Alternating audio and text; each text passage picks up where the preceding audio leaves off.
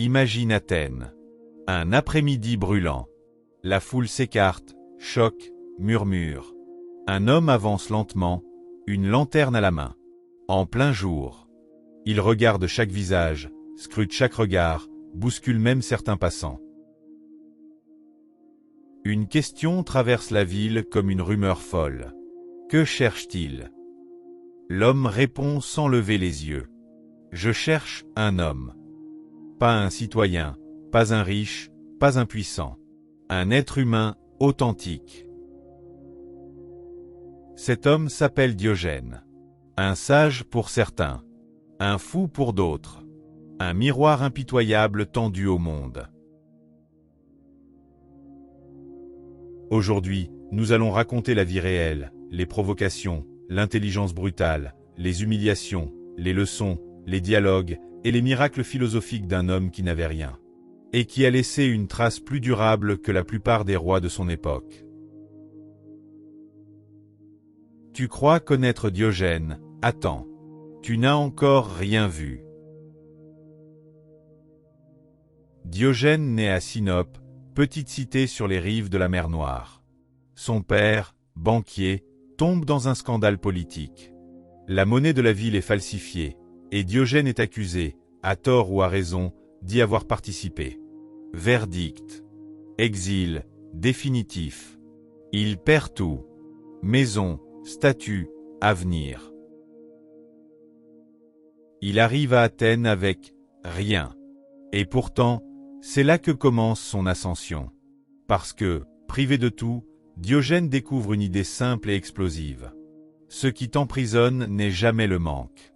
C'est l'attachement. À Athènes, Diogène cherche un maître.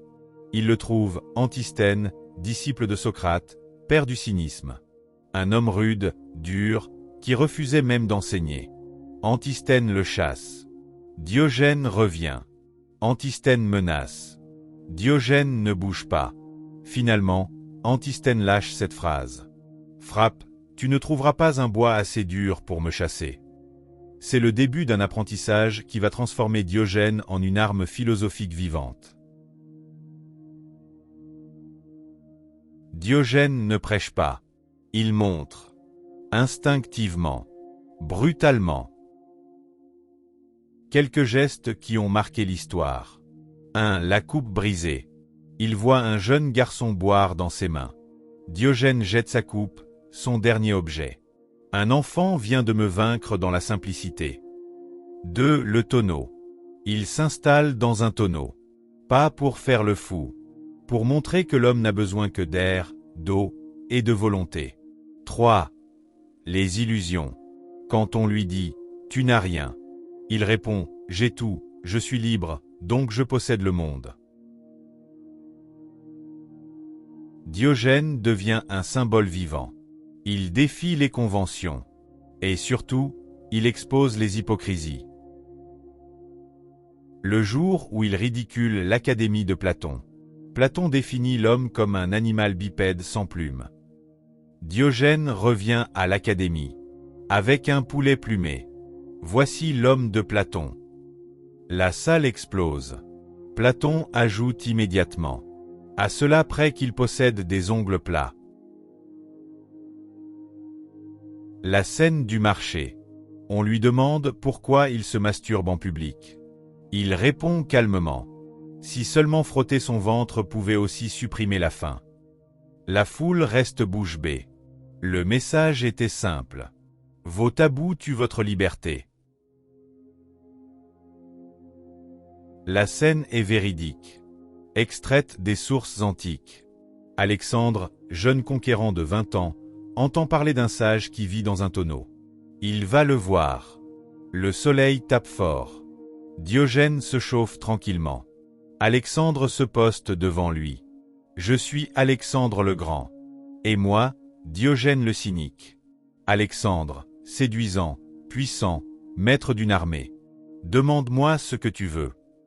Diogène, toujours assis. Ôte-toi de mon soleil. Silence total. L'armée retient son souffle. Alexandre sourit.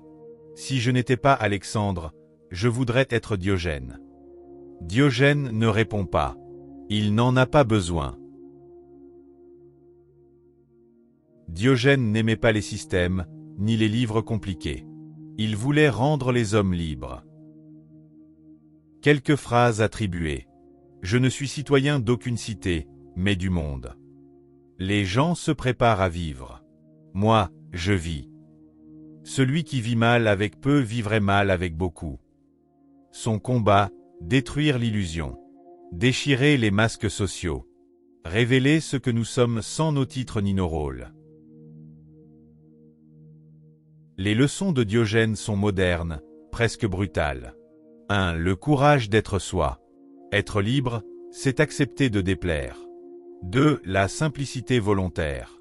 Moins tu possèdes, plus tu avances vite. 3. L'indépendance intérieure. Tu n'es fort que lorsque rien ne peut t'acheter. 4. Le regard cru sur le monde. Ne cherche pas à être parfait. Cherche à être vrai. 5. L'humour comme arme philosophique. Diogène se moquait de tout, mais jamais sans raison. Diogène meurt à plus de 80 ans, probablement de vieillesse. Peut-être après avoir mangé un poulpe trop cru. Personne ne sait. Ses disciples demandent « Que veux-tu pour ta tombe ?» Il répond « Laissez-moi aux chiens.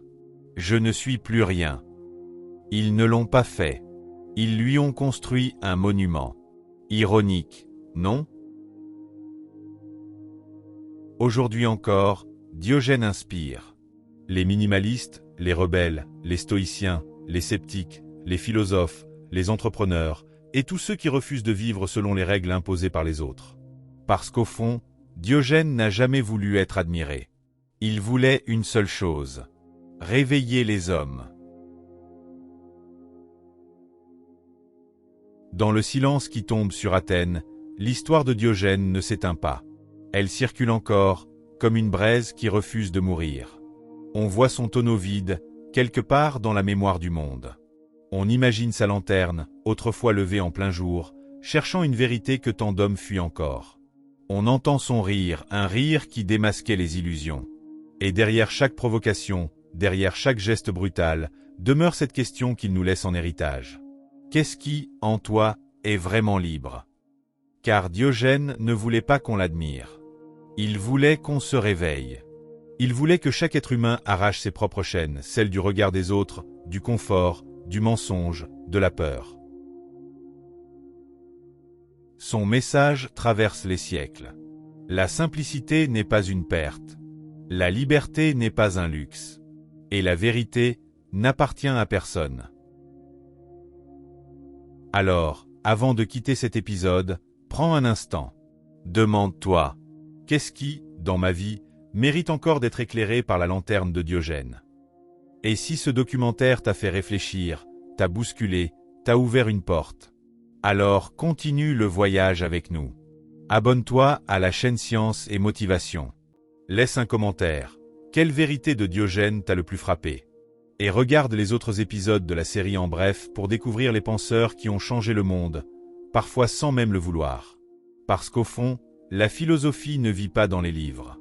Elle vit dans ceux qui acceptent d'être transformés.